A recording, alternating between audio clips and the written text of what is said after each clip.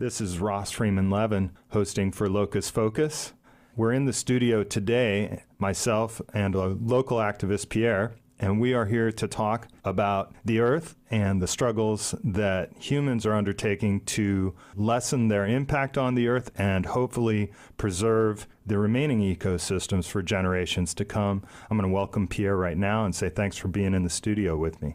Yeah, thank you. I appreciate being here. Tell me a little bit about your background in activism and what you're currently involved with as far as engaging with communities in preservation of the Earth. It's kind of a lifelong journey. I grew up with family that I was blessed to have that was very conscious and spread that consciousness to me. Growing up in the Bay Area around a lot of activists, a lot of the former Black Panthers, I just kind of, like, activism was really just in my veins.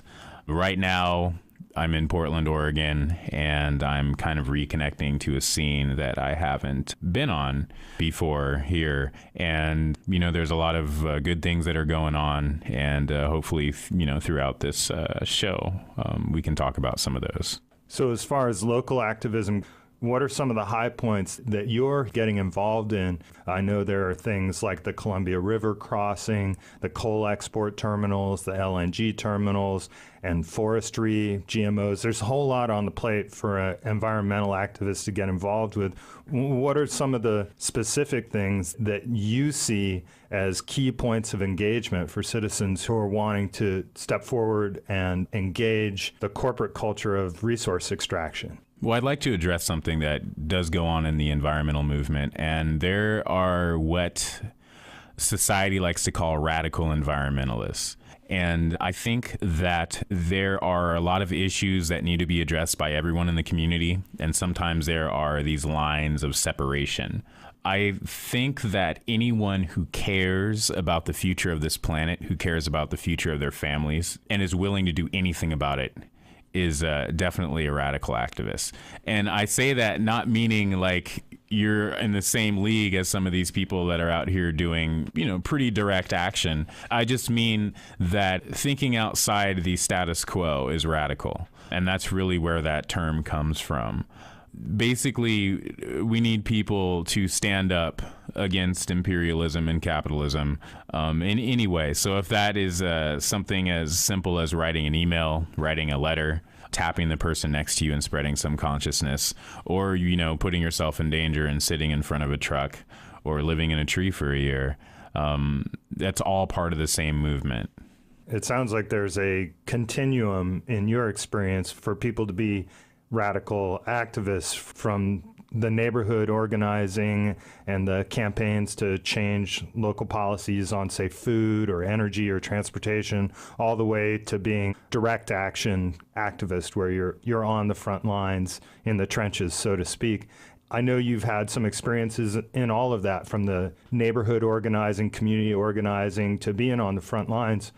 What have you seen in the last year on the front lines of environmental actions and activism? What can you tell me about what's happening out there for activists in the field right now? I know local here in Oregon, there's a lot of things that are going down. There's some organizations that are trying to get a lot done.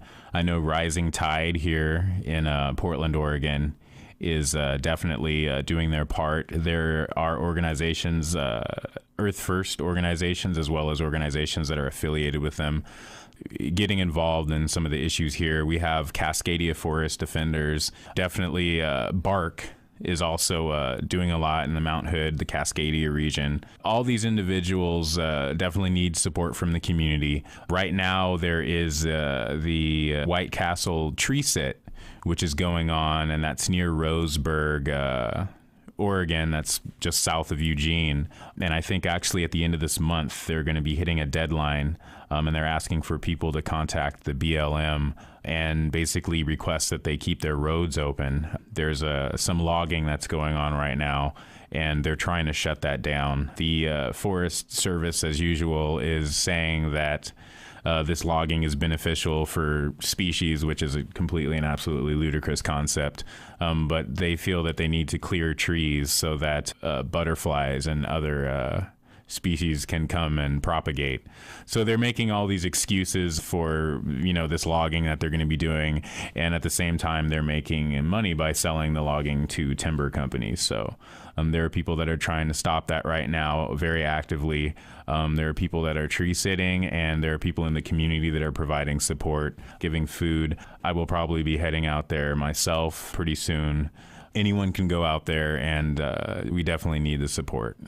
So it sounds like there are different ways to plug in as far as support goes, and I know that some organizations will provide on-site training for how to do nonviolent resistance, how to respond to law enforcement applying pain holds and pepper spray and what have you, all different kinds of tactics that most organizations are going to provide some training on site. So if people want to find out how they can plug in with a specific action right now, like the one that's happening outside Roseburg, what's the best way for them to tune in with what's happening in their immediate community on the front lines of, forest defenders? Okay, well, they can definitely go to forestdefensenow.com. If they're not in the local area, I would recommend going to earthfirstjournal.org. And I would recommend that just because that's a way to actually get a more purist view of what's going on. We've had a lot of issues, we meaning environmental activists in general, with major news media kind of twisting stories and not presenting what's really going on. So those are some reputable sites that will get you connected with the issues. In the case of the Roseburg action, that sounds like it's ramping up right now. That's a forest-related one. The comment period just ended for the regulations for hydraulic fracturing or fracking on public lands. What have you seen in the world of fracking, and what do you know about that campaign to resist fracking and the other campaign to promote fracking, maybe? Well, fracking providing some sort of economic stimulus is true, as in the statement that opening up a gas station in my bedroom would definitely, stimulate my local economy as well, but it's not going to be very safe for anybody. Communities are definitely standing against fracking. The major news media is portraying this as a positive thing. Even our president is promoting fracking, saying it'll revitalize the economy. But at what risk? That's really what it comes down to. Like, are you willing to poison your family to make more money? That these communities aren't seeing that money. Like, the money's not benefiting us. It's benefiting corporations, and corporations are just going to do just enough to quell a rebellion. They're going to do just enough to keep their name clean enough that they don't seem like the bad guy. Unfortunately, though, the communities that are on the ground level know who the bad guy is, because they're seeing the quality of their water diminish. They're seeing their children get sick. They're seeing people die. And these issues are largely affecting marginalized communities in the fact that pretty much lower income, non-Caucasian communities are being affected all over this country. And these are communities that have less of a voice, especially in the mainstream media. And these people are truly suffering. You can go to all these different websites that they have online. Truly, people are suffering, and they're not being given a voice. And a lot of people are sleeping on this because they don't even know about the situation. You can mention fracking to a lot of people, and I have done this myself, and they actually don't really understand what the whole concept is. They don't understand that it hurts people. And most of the time outside of the activist community, I've just heard people say, oh, that's some sort of oil drilling in the U.S. and it's supposed to be making us a lot of money. On the ground, you've seen people from local communities standing up and resisting hydraulic fracturing for natural gas. Oh, definitely. I mean, I've stood and watched law enforcement beat my friends and arrest them for peacefully standing up against fracking. I know that there have been community members throughout the U.S. that have stood up against this and have gotten arrested, have been met with a very less than friendly attitude. There are people that are standing up against this all over. There are not enough people standing up against it, but there are people standing up against it all over. And you're totally right. There is acknowledgement that there are negatives, But the negatives are always accompanied with the statement of, well, we just need to see whether it's more financially beneficial to do this. And I mean, that's honestly insulting, because you're equating people's lives with a dollar value. And that's like one of the sickest things that capitalism does. I was in Chicago at a conference a month ago, and I saw something very disturbing. I was on a subway late at night in Chicago, and there was a poster in the subway of a smiling African American man, and it was talking about natural gas in the U.S. And at the bottom in bold letters it said, "It's totally worth it," with a registered trademark. And it was like some propaganda from some fracking company that was trying to like put that message in people's heads, especially minority members' heads, that fracking is great. So people that don't even understand what that's about, that's what's going to stick in their mind, that it's totally worth it. And it's totally not worth it. I think we can definitely talk about different struggles that are going on, but not wanting to exclude people that are working very hard on all different fronts of the movement. I would really recommend people to kind of see what's going on out there. There's a lot of people that really want to, jump in there and get their feet wet. They're ready to lock down the stuff. They're going to have I've been at protests where people are having a bad day when they don't get arrested. They're like, man, I came out here to get arrested, and they were just totally cool about it. So I mean, different people are looking for different things, and that's another thing too with the movement. It's not completely selfless. Like, there are people that are out there that are going to do whatever it takes to maximum discomfort, but that's not anything that I would encourage people to do, especially if you're just starting to gain awareness about things that are going on. You're not going to want to have a super bad experience and just lay down your flag. I would recommend that you find out what's going on. Start researching online. In this area, Oregon has a lot of beautiful wilderness out here. And to a lot of Oregonians, I think people look at that and they see a weekend outing. People look at that, they see romance. People look at that and they see like a 2-day hike. That's great. The reality, though, is a lot of people in government and corporations look at that and all they see is money. And that's what we're really trying to stand against.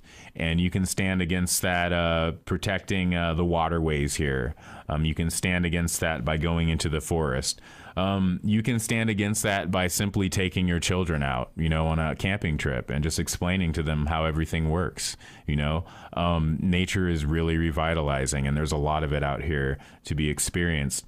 You can research what's going on, and maybe you can start making some phone calls to people. I know a lot of my comrades are not very interested in dealing within the system because the system hasn't helped people for the most part, and the system really is the problem. That being said, there's many people that aren't willing to give up on the system right now, and I think that's a totally respectable attitude, because we do need people that are going to challenge the system, because the system's not going to fall overnight.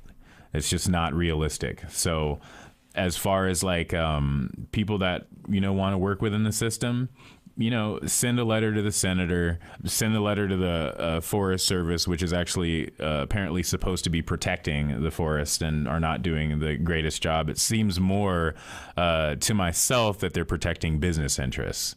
I think the education component that you bring up is absolutely important, and maybe starting with those baby steps, getting well informed about it. But I know firsthand from experiences sitting in these meetings, either with the Forest Service or with Energy Regulatory Commission around Hanford issues, or even just around the local reservoir issues with the city council. I can understand some of that resistance to wanting to be involved in those processes, because there's so much bureaucracy and alienation that's going on there. You feel like that process doesn't have anything to do with what's actually happening. It's more like papers being shuffled and people being stroked and contracts being signed. To the casual citizen who wants to become informed, those processes are fairly alien and sort of daunting. Even though there are experts, I think, who can appreciate all that process and all that regulatory legalese and all of that. I think that's an opportunity actually for activists to realize why the system works the way it does. It is designed to keep the things that are happening, and they're not necessarily designed to be adaptive. The institution itself serves to keep itself intact and not to be changed by citizen input. I can totally appreciate you put your toe in the water, see what's happening out there, and decide if you want to be a part of that hearing process, those legal processes and all of that, or do you just need to get out and reconnect with wilderness and decide on a first-hand personal basis what's important about clean air, clean water, and the beautiful natural elements of this state, which do seem to be heavily commodified and extracted and very much taken away from the people who live in and around these beautiful natural places. Oh, yeah. Coming out of the Bay Area, I'm sure you've been around all of the refinery industry. Are you familiar with what went down with the Richmond explosion? I mean, I think you can kind of look at the demographic of Richmond and understand why that sort of thing would happen there anyway. There's no amount of money that's going to make these things right. I mean, that's the issue. We need to address the root of the problem. Every time these corporations get caught, they're trying to pay people off in the most defensive way possible because they're just trying to see how little they can get away with paying people that they've caused injury and harm to. You'd like to think that the government cares about the citizens. You'd like to think that the law enforcement and other arms of government care about the citizens. But when it really comes down to it, and you really start looking into these issues, which I think is what radicalizes a lot of people, because there are people that have seriously started looking into these things. They have come out and joined some people in the woods, and they've just quit their jobs and decided this is something that's worth putting my life and my energy into. Because once you can get away from the lies that are perpetuated on you within society and you actually see what's really going on. You go out there and you see a forest and you see people that are really killing trees that are 5 times or more older than these people are. You see species being wiped out. And when you're talking about going to these meetings and all the paper shuffling, that's when it really becomes apparent. When you sit in a meeting like that and you see all these people who really don't care about any of these things that they're doing to the earth, and you see them trying to rationalize why they're doing it, that's when, for a lot of people, it really clicks. And they're like, this is ridiculous. We have 5% of forest left in this one area, and they're still trying to cut more to make more money. And at some point, you have to be like, this is not right. When they're killing off the land and they're poisoning our kids, there's no amount of convincing that you can give someone that's right. Are you really going to sit in a meeting and try and convince me that poisoning my family is fine? That's just ludicrous. And when people start getting involved, that's exactly what they see. And that's what's really going to make people stand up. But if you don't know about it, you're just going to be listening to another show and you're going to be hearing someone talk and you're going to be like, I wonder what that, person's so upset about. What are they talking about? You need to figure out what we're talking about. Getting it personalized for yourself, firsthand, getting out there and connecting with the resources that are under threat. I think that seems like a great first step. Before locking down to any equipment, it's fine, I think, to engage in a protest or join a rally or a march, but really that educational part and that integration part where you find out how you personally are affected by the impacts on these systems, these ecosystems that we're a part of. And I think that really that is the beginning of revolutionizing one's consciousness about what clean air and water really mean. They mean life. It is something that we can't buy, Definitely, and it's a journey.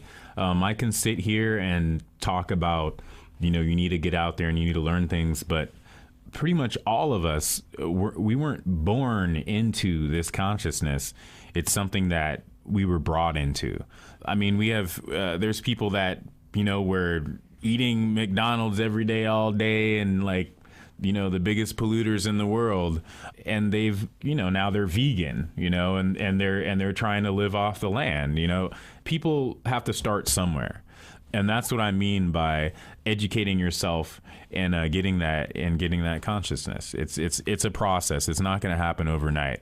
If you are a sentient being, which I believe most people, then you're going to go where your heart leads you, and your heart is normally going to lead you to people, to families, to nature, and not really to dollar bills. I'm going to remind our listeners that you're listening to Locus Focus. Thanks again. I'm joined here in studio with Pierre, and we are talking about environmental activism, connecting with wilderness, separating ourselves from the almighty dollar, and everything in between that people might have an interest maybe in getting involved in environmental activism, in social justice, all the different issues that kind of cross lines and are intersectional, I think, in our experience, because not all of us experience wilderness the same. We don't all experience money and jobs the same. We all have a different place that we come to this from, but we do all rely on these essentials of food and water and air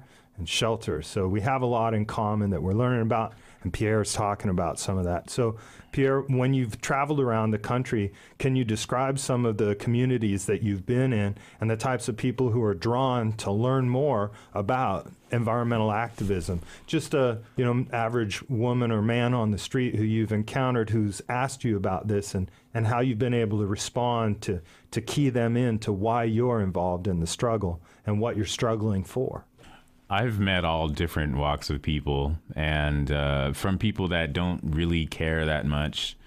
And I think a lot of it is people just think that there's not much that they can do. And that's also like one of the tactics of, defeat is breaking down our communities. But I've also, met people that care deeply.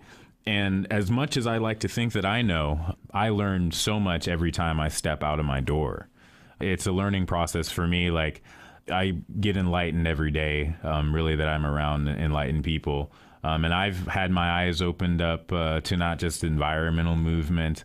I know that there's movements about non-oppression in the birthing industry that I was not familiar with, that I've become more familiar with in Portland, Oregon. There are lots of movements that transcend what people like to call color lines. And I think the environmental movement is one of those, because there are definitely people in communities that don't have the luxury, if you will, or the privilege of taking all the time out of their lives to worry about the survival of the earth, simply because they're trying to survive themselves. And that's another thing too. Myself, I'm an African revolutionary, and I'm involved in the environmental movement. So I put all these together, like movements as far as like the liberation of African peoples, the liberation of the earth. I know indigenous movements are also involved in that as well. And environmental issues are very, very important to a lot of indigenous peoples and a lot of the indigenous movements. And to not even recognize that many indigenous peoples are at the forefront of these movements, and that some of the non-indigenous peoples are actually only providing support, would just be not really understanding what's going on. It sounds like one of the connections that you have with other individuals and groups of people is that recognition of the struggle as it's one big struggle, in how you're describing it, to end oppression. It sounds like that is the cornerstone of your consciousness around the environmental struggle, is the ending of oppression. Definitely. I mean, all these movements that deal with oppression are tied into each other, from the animal rights movement to the environmental movement. I know the conscious food movements, and movements for different people that are being marginalized by society. I know that there's gender identity movements, there's workers movements, like the sexual liberation movements. These movements are all tied together, because if any of us are being oppressed, then we are being oppressed. If there is oppression here, like as a revolutionary, as an activist, your job really is to address that and to find a way of defeating that oppression. And that does kind of lead me into something that I do want to talk about, because there is a lot of disinformation that's out there. As far as I know, Earth First was involved in an action in North Carolina a couple months ago, and all the major news media, they have their own stories. This was in Morganton, North Carolina. And basically it was, it was an action that was aimed at Momentive. They're like a large component for fracking. They're actually one of the largest worldwide distributor of resin-coated proppants, which is necessary for fracking. And I mean, just the response there was incredible. We had hundreds of protesters that were out there, all nonviolent. And the law enforcement response was ridiculous. Maybe we can back up and just say Morganton, North Carolina is near where the Round River Rendezvous happened. That's the annual gathering of Earth First in North America. Is that my recollection? There was a Round River Rendezvous that was right nearby, and yes, it is. It was a summer rendezvous for 2013, and activists from all over, from all different types of organizations, and also people that were just kind of like getting their feet wet, that were new to activism, came out. There was a lot of workshops, some great speakers. It was really empowering because there were a lot of report backs to find out like what good things were going on in the community, what we were doing to kind of further our cause, which is really just, protection of the environment and anti-oppression. And that event draws people from all over the world, but all over. Mostly North America, but everywhere. So you got folks from the East Coast, definitely, the West Coast, city, country, all different walks of life. Definitely. There were all sorts of people. There were like families that came, just a lot of really good people. And a lot of people were just trying to like create awareness about things that were going on in their local areas and just kind of provide like a way for people to get connected. And once they're all connected, afterwards, typically there's an action to draw attention to the local community's issues. Definitely, it's a tradition. That's definitely a tradition. It's a lot of fun, but it's also serious too, in that like it's an educational experience. So there you are in Morganton, North Carolina, after the Rondi, and you had firsthand experience with the different portrayal of what's happening and the difference of what people experienced on site versus what was in the media. Maybe you can just describe what you saw versus what got out definitely on the radio and stuff. I'd like to first say that, especially for people that are new to activism, it's a very common misconception that activists are criminals. That's something that has fueled a lot of action against protesters, and has, created animosity in communities towards protesters. Activists as a whole are not criminals. Like environmental activists that are willing to sit in front of a truck to stop someone from destroying a forest, that's not criminal. These are just people that are standing up for their rights, and they're standing up for species and plant and animal species that can't stand up for their rights. So that being said, there was a large number of activists that were treated as criminals that were not. I'm thinking the only thing that may have been problematic was that they were on a company's property that was trying to destroy the environment and the lives of families. What was going on the ground when all of this went down in North Carolina? There was a lot of peaceful protesters, well over 100. Like our numbers say there was hundreds, and they kept coming. So not everyone showed up at the exact same time. We had cheerleaders that were doing cheers. There was a lot of empowerment going on, but the main issue was disrupting production of these sinister people for as long as we could. non-violently while trying to create awareness of the fact that what's going on is hurting people. Being very careful that the people working there knew that they were not like the enemy. And that's something that's always clarified, is we're never trying to like vilify people that are just trying to do their job. Even when it comes down to people that are cutting down trees right in front of activists, we understand that they're doing a job. That's their livelihood. And all this money is not going to them. So they're not the problem. It's the corporations that are the problem. And it's the corporations that we were basically trying to speak to. Within minutes of being there, there was a very, very large law enforcement response, of which you are not going to find anything true about that online. I think the numbers that the media are trying to say was there is like between 8 and 10 or 8 and 12 individuals in the law enforcement community there, which is ridiculous. It's a ridiculous lie. So you're at the Momenta facility. There's 100, maybe 200 protesters who are there, with signs, singing songs, making their grievances known. And would you say there's probably just as many law enforcement people there as there are protesters from time to time? Definitely. And that's another thing too. Like, there's a lot of negative stigma attached to some of the organizations that were there because, of course, they're disrupting corporate interests. So they're vilified, which is why I started out with the fact that we are actually not criminals, even though we are treated as criminals. But yeah, there was a local law enforcement, there was a sheriffs, there was state police, and then there was obviously orchestration from higher.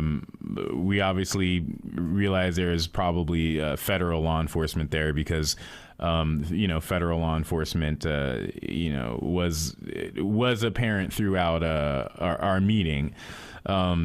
So, I mean, everything, the response was huge. It was just like a sea of lights. Massive numbers of law enforcement, all of them, for the most part, Caucasian males. I think there may have been one female or maybe two females, because there are also law enforcement that were not in uniform as well.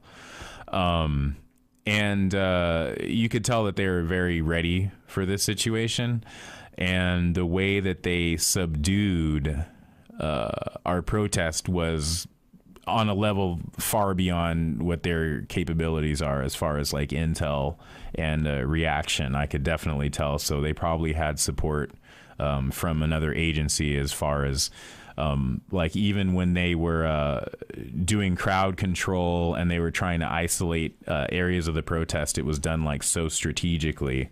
As to like create visual barriers. There was a lot of like psychological things that were going on when they'd moved people out to the lot, and people were supporting one of the remaining protesters that was not moving, that was saying, hey, I'm not going to come down, because there were structures that people were occupying.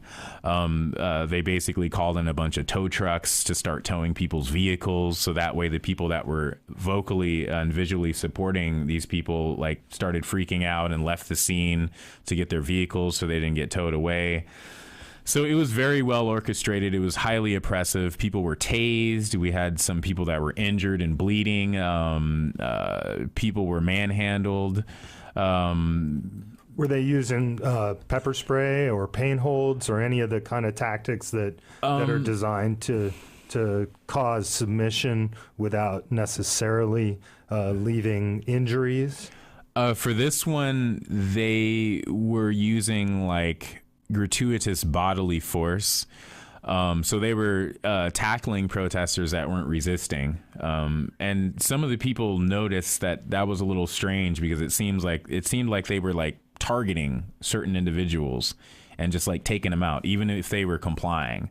And yeah, they tased at least one individual who had injuries, like his memory wasn't working and he was bloody from being tased. And keep in mind that these are all peaceful people. None of these people were trying to be violent. None of these people were acting aggressively towards the law enforcement there. they were just being attacked. And it was, I think I mean, they even brought like a prison bus to the site as another intimidatory factor. So it was pretty much just an assault on us. And eventually they actually had like an entire formation of law enforcement that drove people down the road, like going towards like a quarter of a mile away from the scene. So they just like kept pushing them down the road. A couple of individuals were speaking with some locals that weren't having an issue that they were there. Law enforcement identified them as protesters and like extracted them from these people's private property and kept driving them down the road. So they knew what they were doing. So it sounds like a real culture of intimidation and not just threats of violence, but actual violence being perpetrated on actual violence, peaceful, nonviolent protesters. So folks there got a sense of the system's resistance to citizens vocalizing their disapproval and displeasure of extractive, resource-intensive, industrial extractive processes, and in the end, the dominance of the dollar over living beings. Oh yeah. So after it sounds like people got arrested, maybe went to jail. Is that what happened? Folks ended up spending the night in jail. People got arrested, went to jail. How many folks in all do you think ended up spending time in jail after that one action? 10 people were arrested, went to jail. And they were released. They were bonded out. But I think the community understood what was going on, because I mean they had not seen this influx of this many people, like, and I know some community members that I spoke with were a little bit upset because they said they never seen this much law enforcement and agents, as they said verbatim, in their town. So this is a small town, and they definitely understood that something was going on. How big? I don't know Morganton, North Carolina.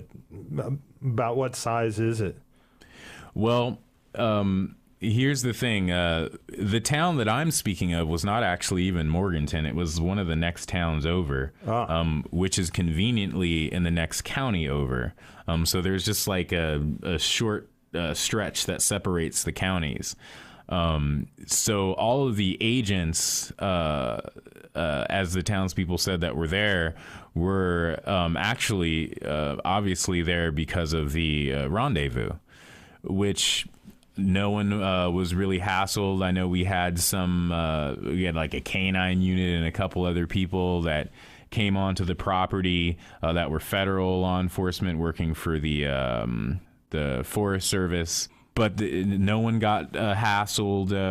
Really, they just kind of came, figured out what was going on and left. They were just basically trying to intimidate people and establish presence, which is another thing. That's not anything to worry about, because all that goes on and things like this is people have discussions, people have workshops, and, people tell their stories and have a good time.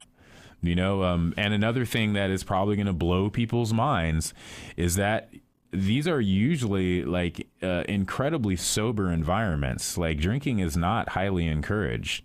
So that's another misconception that people have. It's not a bunch of hippies out in the middle of nowhere doing drugs. These are people that are seriously interested in their environment. It's a family environment. Families come, they bring their kids. Everyone has a good time. So I just want to put that out there for people who maybe want to come to the next one, because everyone is welcome. Everyone's welcome. So the Round River Rendezvous is happening on a national level, and then I know that individual ecospheres or individual bioregions have their own rendezvous separate from the Round River Rendezvous, and you can probably find out about that on the earthfirstjournal.org website. Is that kind of the clearinghouse of the Earth First information network is those volunteers and staffers who publish all that information, keep people up to date on current campaigns, and because it's really dispersed around the whole country, and you kind of have that one place where you can get that information. Is that typically Definitely. what you do? Is check out the earthfirstjournal.org website and then find your local chapter to get involved in your local issues? Definitely. I think that's a good way to get involved locally. And I think another tasty treat for anyone who's listening is the next rendezvous will be in this area. So it'll be in the Cascadia region. And that's something, especially for locals, that's going to be really good, because you're not going to have to go very far, and you can come check out, what's going on right here in your own community. So that's going to be next July. Typically the weekend after the 4th of July, I think, is when the rendezvous typically happens. And usually around 4th of July, so, even through it. But as a local activist, there's plenty of advance work that they do to choose the site and prepare and make sure that there's going to be sanitation. Definitely. And all that preparation that happens in advance. Activists can help in a supportive way, even if they can't be there for Definitely. the time of the rendezvous. Any community member. I know for a lot of the people that were attending, it's an honor. I mean, it's an honor, and yes, definitely, like, kind of seeing how direct action works, experiencing what went down in Morganton, North Carolina. It should not be a deterrent to know that these things go on, because everything is so well orchestrated. Everyone's needs and comfort levels are respected and addressed. So if you're not comfortable with having to deal with like that type of violence, which most people aren't, you just people will ask you and will make it very clear, and you'll be assigned a task that's not going to put you in danger. You're not going to get arrested unless you are prepared to do that. So there's a lot of people that, as soon as like the order to be dispersed was given, they're coached and they're trained. All right, everybody, like, go to this area and you'll be fine. So everyone's comfortable. And I think the benefit of attending something like that is to know that things are going on in your community, and to know that there are people that are making a difference, to get education, which is very empowering, but also to learn about direct action so that you're prepared, because it's all about being prepared. And even if you're not the one that's getting arrested, just to see how that works, I think is going to put a little bit of fire under your butt, if you will, to see that it's really the interests of the corporations that are being protected and served. It's not the interests of our people. And even during, this nonviolent, at least on the activist part, nonviolent action, a lot of people were speaking to the law enforcement there and saying, like, hey, like, why are you doing this? Like, we're here trying to protect people. So why are you here, like, trying to hurt us? Like, it doesn't make sense, because we're not hurting anyone. It's the corporations that are hurting people, and now you're hurting us for the corporations. So I think it's a really eye-opening experience to attend something like that. But definitely, like, whatever you're comfortable with will totally be respected. And I encourage people to come out next year, definitely. Well, hearing, as you described, kind of what you experienced in North Carolina, hearing about your experience with community members, fellow activists, and law enforcement, the gap between reality and what gets portrayed. I think some people here locally may have gotten a taste of that with Occupy, because I was down at Occupy and I sat and talked with home workers. I talked to all manner of people at Occupy, and that seemed to be a lot of what was happening there, was that crossing of bridges between communities, and that connecting with people who, a lot of people down there would never have connected with each other except for that moment, that event that drew them together in a common struggle against, so far as I could tell, oppression. Oh, yeah. And so maybe you can see some parallels between what you've recently done with your activism, and maybe first, I guess I should ask: were you around for some of the Occupy activities on the West Coast? Did you witness some of that? I was in Portland, Oregon, during some of the Occupy, and I remember quite vividly. I was working a job downtown, non-union, of course, and I was there. I think I was working seasonally for 3 months. And they were basically just urging the employees, whatever you do, like, don't go on lunch break out there. Don't get near these people. Discouraging solidarity, basically. Oh, definitely discouraging people. So basically, like, during the workday, you just hear a lot of noise and you see that there's tons of people out there, but you're just like, I'm not going to go out there. So, yeah, I definitely was there. I think I've met a lot of people that are in Occupy. I know Occupy has disbanded in the sense that it's not, there's not like thousands of people like showing up every time they call, there's a call to action, which obviously, like, I think has been strategically made so, because Occupy is incredibly frightening for a lot of people, because Occupy wasn't just about a bunch of black bloc anarchists like smashing stuff, because they have their part in this in the order of things as well. But Occupy was about a lot of people that are considered ordinary people. Not necessarily poor people, not necessarily the downtrodden, that came out in support, and they actually saw how people were really being treated by the system. And it's not necessarily the intentions of these people that's dangerous. It's the fact that the system couldn't even control itself long enough to hide like its true intentions from these people, which now I guarantee you some people that may have had an opinion about pesky protesters, why don't you all just go take a shower and get a job? A lot of those people's minds have completely changed, and they understand that it's not the protesters and the anarchists that are the problem. It's the corporations and the government that's protecting them that are actually the villains in this scenario. The elves in the forests. I've never met one.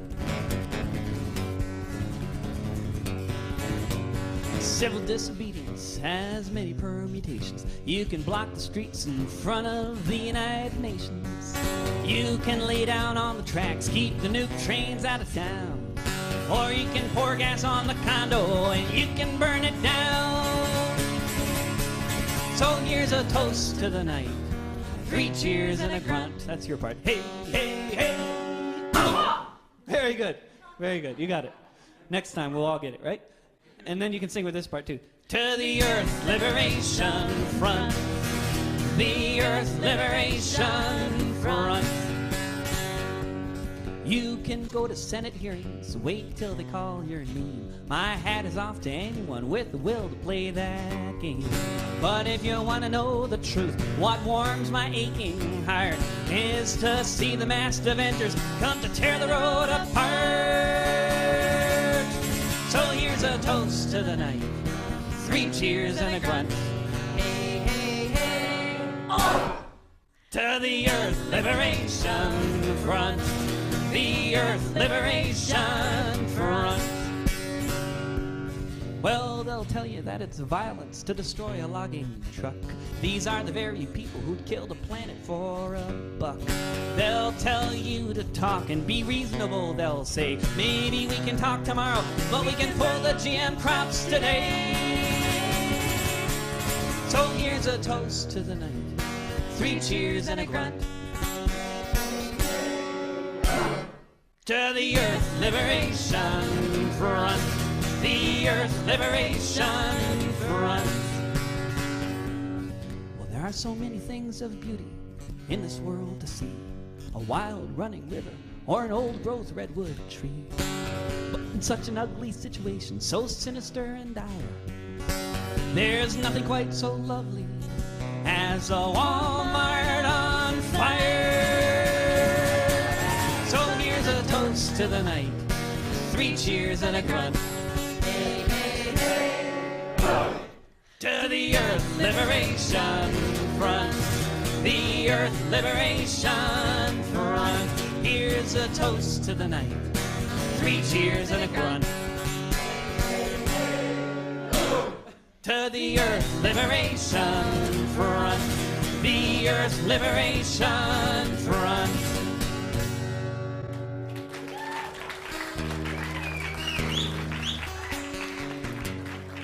You're listening to Locus Focus on KBOO FM, and I'm Ross Freeman Levin, substituting for Barbara Bernstein.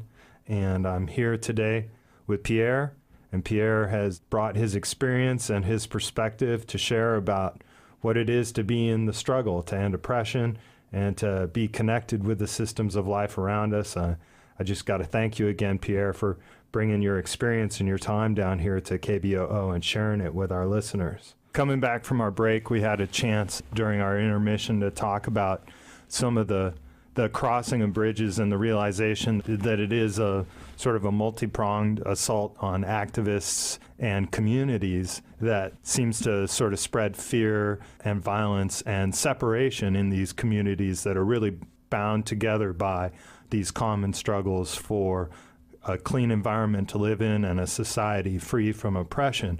But we also kind of touched on the prison industrial complex and what role that plays in keeping activist communities suppressed. And I know you said you've had some experience in prison support and prison abolition. Maybe you want to talk a little bit about how you see the prison industrial complex playing a role in the ongoing struggle and what your resistance to prisons in general and the mass incarceration of segments of society and what that does to communities and how you can resist that. Prison does definitely play a part because that's where most of these powers that be want to see almost all of us are in these prisons. The 13th Amendment does a very clear job of replacing slavery with imprisonment.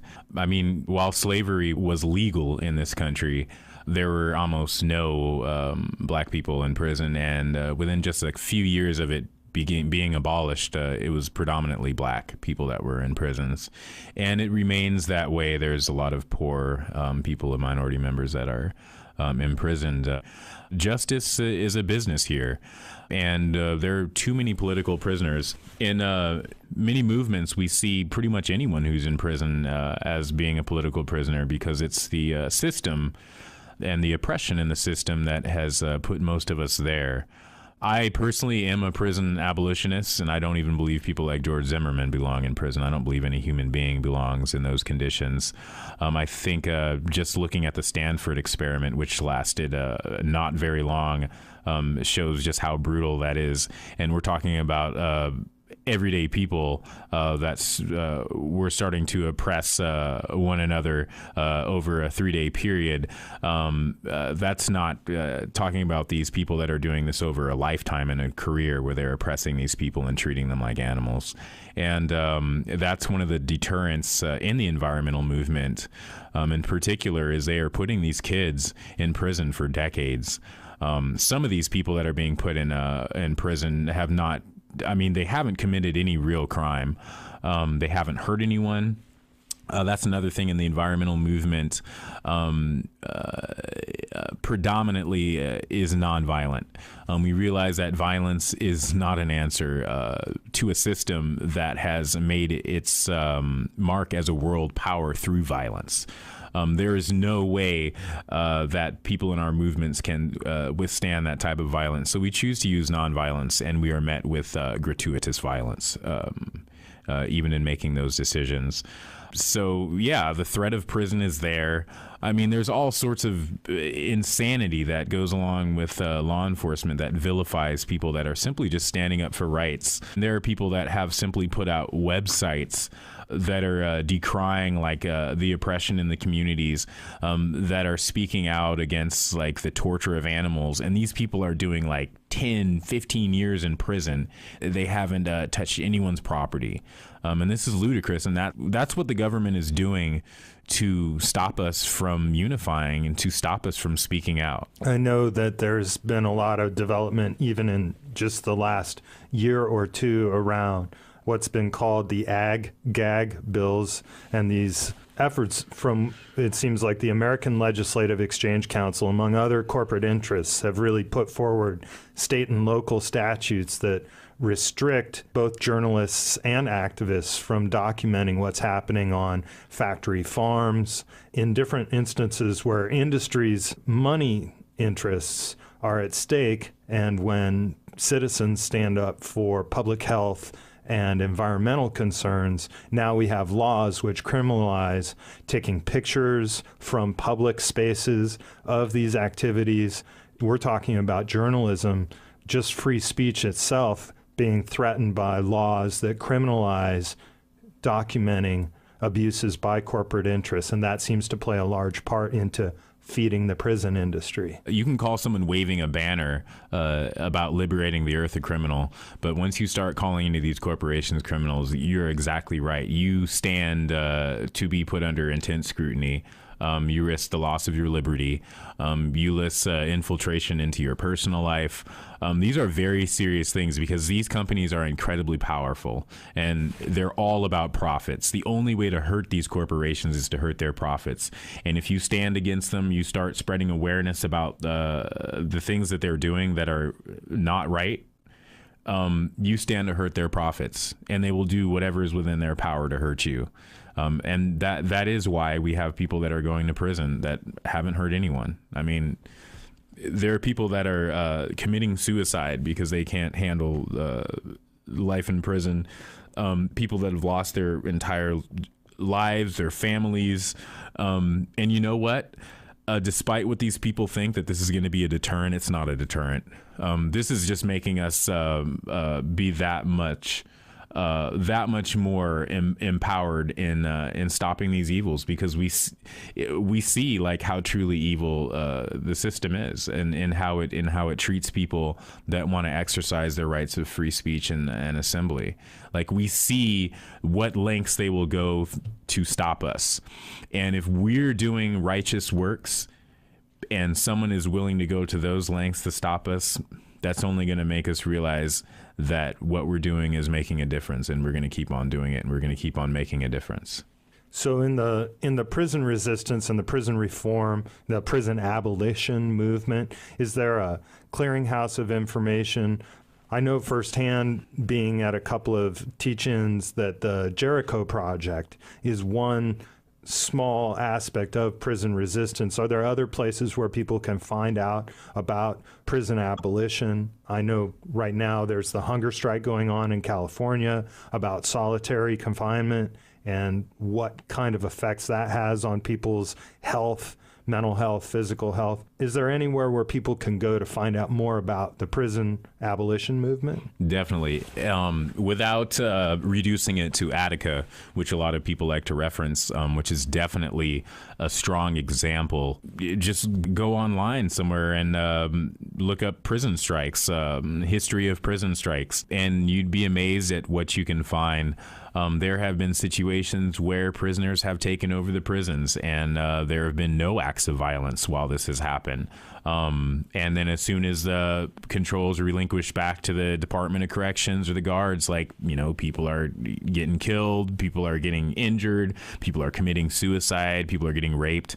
So it's like there is a movement for empowerment in the system. And right now, with the Pelican Bay hunger strike, what people are doing is we have what the system likes to call the worst criminals, of which a lot of people in the environmental and other political prisoners are in these prisons as well.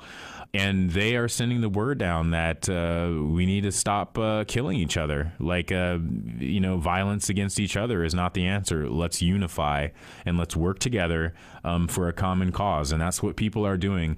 The most empowering thing on the outside is definitely helping people. There's letter writing campaigns. I know tomorrow, at the Red and Black Cafe, which is at 400 South East 12th Street, there's a letter writing, and, that's going to be starting from 5 to 7. There's letter writing campaigns where you can go and you can write a letter to a prisoner and show your support of these people. And the thing is, like, these people are human beings, and what's happening is their families are being hurt as well as themselves, because they're children that are growing up without their parents.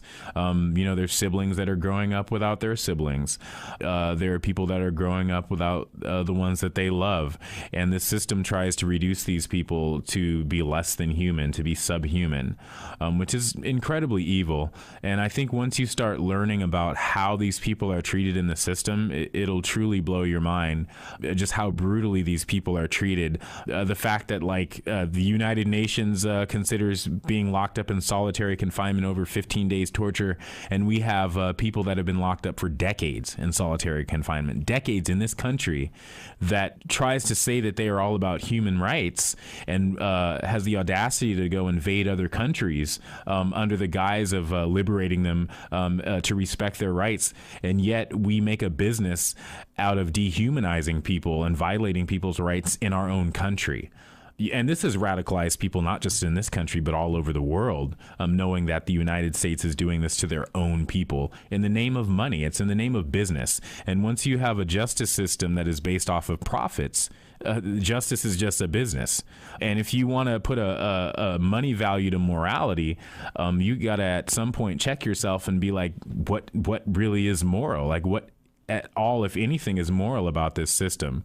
But beyond that, as an activist, especially people that are getting into activism, I think one thing that's very empowering about the prison system's movements against oppression is the fact that prisoners that are locked down have scored serious victories and serious gains over the system in their diminished capability to do anything in comparison with people on the outside that have all of this mobility and all of this, apparent freedom. We have people out here that are struggling to get things done, and yet there are prisoners that are in maximum security prisons that have won victories over the system. And that's something that's totally subdued in the media, and that's something that is incredibly empowering, especially if you're outside here as an activist, not only in supporting these prisoners, but also in taking that back to our own movements and realizing that all of these limitations that we're seeing are all in our minds. They're completely illusionary, and unity is the answer. And if people can unify and secure housing units where it's like near impossible to reach other human beings, and they can create that kind of unity there throughout the system, there is no excuse why we can't do that out here. None. So all of these struggles really do come together around the ending of oppression and subservience to the dollar. It seems like we all either have to choose to serve the dollar or to serve our communities and our communities' members' mutual interests. It sounds like that unifying energy to liberate ourselves from that oppression. That's really what's driven you to get so engaged and fired up and be a participant in that, realizing that liberation. Oh, yeah. That's the motivator here for you.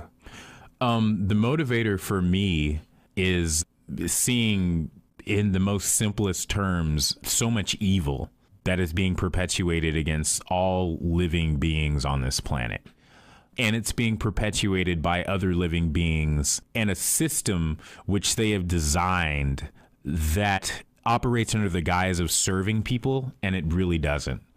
These profits are not coming back to us, and if we decide and we choose to live within the system, then obviously things like money, job security, these are all things that have been invented by the system, and it's a way that you see what your worth is within the system. It's the way that society sees your worth, and if you're going to operate within the society, there's no way around that.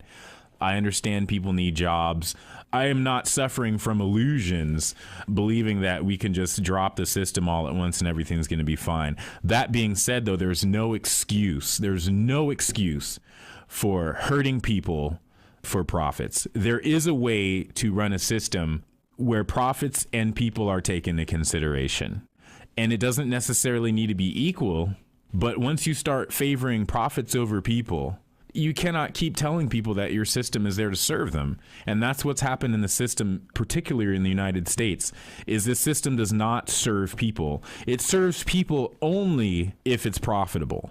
And only if not serving them will hurt profits. And that's the nature of capitalism. And you don't have to take my word for it. You can study capitalism if those of you who don't already know that this is the way the system works. And you can see this to be true. So that's my motivation. Right now, I'm within the system. I'm not going to be living here forever, and I will be getting rid of my place, and I will be traveling, and I will be going and seeing people, and I will be getting involved in other people's struggles, because if any of us are not free, then none of us are free. And that's the only way of getting rid of this system that exists to serve profits over people. And a lot of people like to walk around with Che shirts and, talk about Fidel Castro, all these revolutionaries that people look up to, especially in the younger, more radical generation, and also the older radical generation as well. But one thing that all of these revolutionaries stressed, and you can see it in their actions in traveling to Africa and liberating and assisting with the liberation of people there, is if any of us are not free, then none of us are free. And that is my motivation in all of the activities that I'm a part of and all the support that I give to people. And that's also the motivation of a lot of people that I've dealt with. To put it simply, we are not willing to compromise at all in the defense of Mother Earth. There will be no compromise ever. And there will be no compromise to corporations that hurt people to a profit. We're not willing to compromise now. We weren't willing to compromise when we started this movement, and we're not willing to compromise till our movement ends successfully. And we will keep working towards it, and we will never, ever, ever give up. We will never compromise. And you can quote me on that. Well, the personalization of the struggle and the realization that it affects us all in our homes, in our neighborhoods, in our towns, at our work, I think that's the real message that I hear from you, is that this is something that affects us all, and we have to start somewhere. And that seems like a good place to start, is finding out where we are in the web of life and connecting with the people around us and learning about our mutual struggles and all the opportunities that we have to work together to free ourselves from oppressive systems. And I'm very grateful that you've come in and shared your personal experience today. I know that you can definitely find out more on the websites that we mentioned. I'm going to put links on the show notes at the KBOO.FM website, so people will be able to go and look at the different organizations that we've mentioned. I'll have links to the Jericho Project and to the Earth First Journal and a couple other sites in the show notes. It sounds like people have a lot to look forward to in the coming year because of all of these struggles around prison rights, food labeling, petrochemical exports and imports, the Keystone XL pipeline. I think we have a real ripe opportunity in the coming year and coming years to address some of these mechanisms of oppression, and I think you've shined a light on a lot of those opportunities. So I want to thank you, Pierre, and give you an opportunity as we go out to point people's minds in the direction of a book or a song or an ethos. I think if there's just one parting word you would give to people, would it be to hold a single thought or a song? What would you send people out with to crystallize your essence of the vision of where we can go with this consciousness? I'm not going to sum it up in one word, but I will say that I appreciate what you all are doing for the community. I appreciate being a part of it, and I encourage everyone to get involved. I think a good place to start would be to look up earthfirstjournal.org. There's a lot of information on there that is coming from the grassroots. And then I really like to just put it out there that we are out there standing up for what we believe in and what we think the majority of people believe in, which is just that until all living beings are prioritized over money, there's going to be no compromise.